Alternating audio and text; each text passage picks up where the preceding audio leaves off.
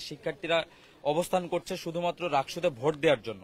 এবং আপনি জানেন যে অনেকগুলো সায়েন্সের ডিপার্টমেন্টগুলোর পরীক্ষা, এই পরীক্ষা শুধুমাত্র রাকসুর জন্য পূজার পরে পিছিয়ে নিয়ে যাওয়া হয়েছে।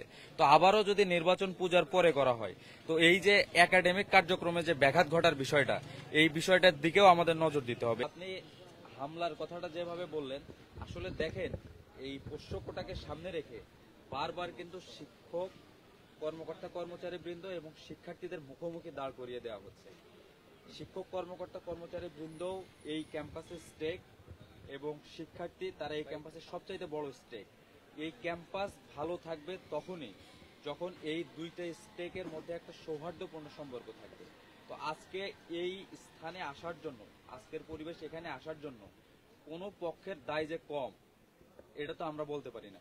সব পক্ষেরই দায় রয়েছে এবং উভয় পক্ষকেই এই দায় স্বীকার করতে হবে। এবং আমরা গণতান্ত্রিক প্রক্রিয়ায় দাবি আদায়ে আমাদের সমর্থন রয়েছে এবং গণতান্ত্রিক প্রক্রিয়ায় দাবি আদায়ের জন্য আমরা সবসময় শিক্ষার্থীদের পাশে আছি।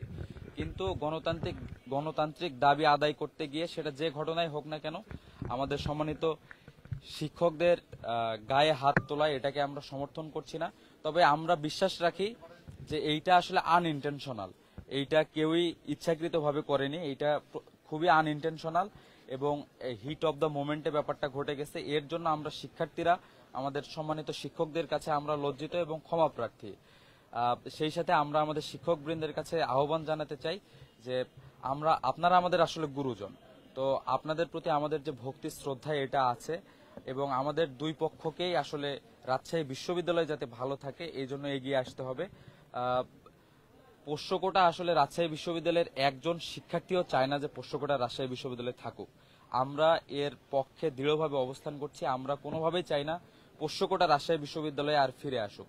তো হিট অফ দ্য মোমেন্টে যা ঘটে গেছে এবং আনইনটেনশনাল যা ঘটে গেছে, এটার জন্য আমরা আসলে দুঃখ প্রকাশ করছি।